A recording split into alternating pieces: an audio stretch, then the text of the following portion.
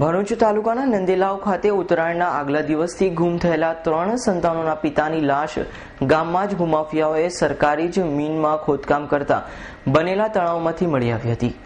પ્રાપ્ત માહિતી અનુસાર નંદલાવ ગામે રહેતો 30 વર્ષીય ટીનો વિનોદ વસાવા છૂટક મજૂરી કરી માતા પિતા અને પત્ની તથા 3 સંતાનો સહિતના પરિવારનું ભરણ પોષણ કરતો હતો। ઉત્તરાયણના આગલા દિવસથી ટીનો વસાવા લાપતા થઈ ગયો હતો, જે અંગે તેના પરિવારજનોએ એ ડિવિઝન પોલીસ મથકે ગુમસુદાની જાણવાજોગ ફરિયાદ આપી હતી। દરમિયાન આજરોજ તેની લાશ નંદેલાવ ગામના ભૂમાફિયાઓએ જમીનમાં ખોદેલ 35 થી 40 ફૂટ ખાડામાં તળાવમાંથી મળી આવી હતી। આજરોજ સવારે ટીના વસાવાની લાશ તળાવના પાણીમાં તરતી દેખાઈ હતી, જેના પગલે ગામ લોકો તળાવના કિનારે એકઠા થયા હતા। એ ડિવિઝન પોલીસને ઘટનાની જાણ થતાં સ્થળ પર દોડી ગઈ હતી।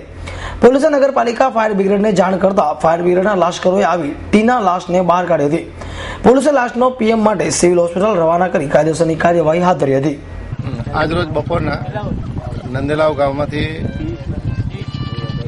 પોલીસ સ્ટેશને માણસ આવેલા, એમણે જણાવ્યું કે એમના રિલેટિવ 3 દિવસથી ગુમ થઈ ગયા છે અને એ બાબતે તપાસ કરતા હકીકત મળી તો નંદેલાવ તળાવ પર પાણીમાં ડૂબી ગયેલાની હકીકત મળતા અમે પોલીસ ટીમ સાથે અને અમારા એઆઈસી શર્મા સાહેબના માર્ગદર્શન હેઠળ અમે બધા સ્ટાફ અને પોલીસ સ્ટાફ સાથે આવી અને ફાયર બ્રિગેડની મદદથી લાશ બહાર કાઢેલી અને ખરેખર તપાસ કરતા એ ટીનો ઉર્ફે વિનોદ વસાવા નંદેલાવના હોવાનું જણાયેલું અને તેવાની ઇન્ક્વેસ્ટ ભરી પીએમ કરાવી આગળની તપાસ હાથ ધરવામાં આવેલી છે। હાલ તપાસ ચાલુ છે।